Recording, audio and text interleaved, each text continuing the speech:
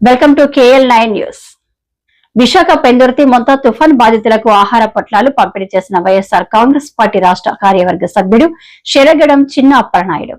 మొంతా తుఫాన్ బాధితులకు ఆహార పొట్లాలు పంపిణీ చేసిన వైఎస్ఆర్ కాంగ్రెస్ పార్టీ రాష్ట్ర కార్యవర్గ సభ్యుడు శెరగడం చిన్న అప్పలనాయుడు పెందుర్తి తాండ్ర పాపారాయుడు కళ్యాణ మండపంలో ఏర్పాటు చేసిన పునరావాస కేంద్రంలో ఉన్న ఏకలవ్య కాలనీ మరియు JNMR కాలనీ తుఫాను బాధితుల కుటుంబాలకు శెరగడం చిన్న అప్పలనాయుడు ఆహార పొట్లాలు పంపిణీ చేశారు. ఈ కార్యక్రమంలో ఆయన మీడియాతో మాట్లాడుతూ గత 3 రోజుల నుండి తుఫాను ప్రభావం వలన ప్రజలు తీవ్ర ఇబ్బందులు ఎదుర్కొంటున్నారని, గతంలో వచ్చిన హుదూద్ కరోనా సమయంలో అనేక సహాయక కార్యక్రమాలు చేపట్టారని ఆయన పేర్కొన్నారు. ప్రస్తుతం స్థానిక 96వ వార్డ్ పరిధిలో నీట మునిగిన ప్రాంతాల తుఫాన్ బాధితులకు ప్రభుత్వం అండగా నిలిచి అన్ని రకాల సహాయక చర్యలు అందించాలని ఆయన కోరారు.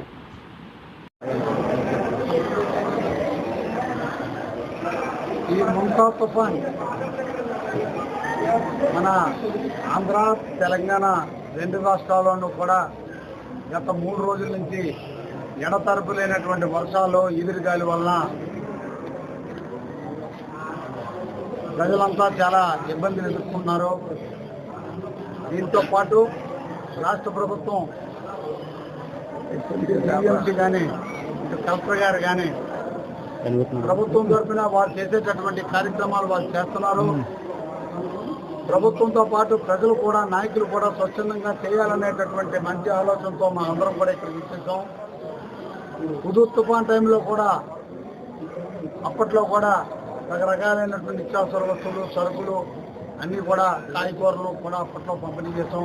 ఇవాళ కూడా కొన్ని ప్రాంతాల్లో కరోనా టైంలో కూడా చాలా నిత్యావసర వస్తువులు, సరుకులు, భోజనాలు కూడా పంపిణీ చేసినటువంటి కార్యక్రమాలు మీకు అందరికీ తెలుసు. దానిలో భాగంగా ఈరోజు కూడా మన వంతు సహాయ సహకారాలు ఏదో అందించాలనేటటువంటి మంచి ఆలోచనతో కొంతమందికి వేరే ఇక్కడ భోజనాలు ఏర్పాటు చేసింది. ఇంకో దగ్గర కొంతమందికి 3 పార్ట్ల కింద ఏర్పాటు చేయడం జరిగింది. నెక్స్ట్ పార్ట్ కూడా వంటలు అవుతున్నాయి. త్వరలో 5-10 నిమిషాలు అది కూడా స్టార్ట్ చేద్దాం అవకాశం ఉంటే మీరు అందరూ ఎదురుగానే. ప్రభుత్వంతో పాటు మనం కూడా సహాయ సహకారాలను అందించాలి.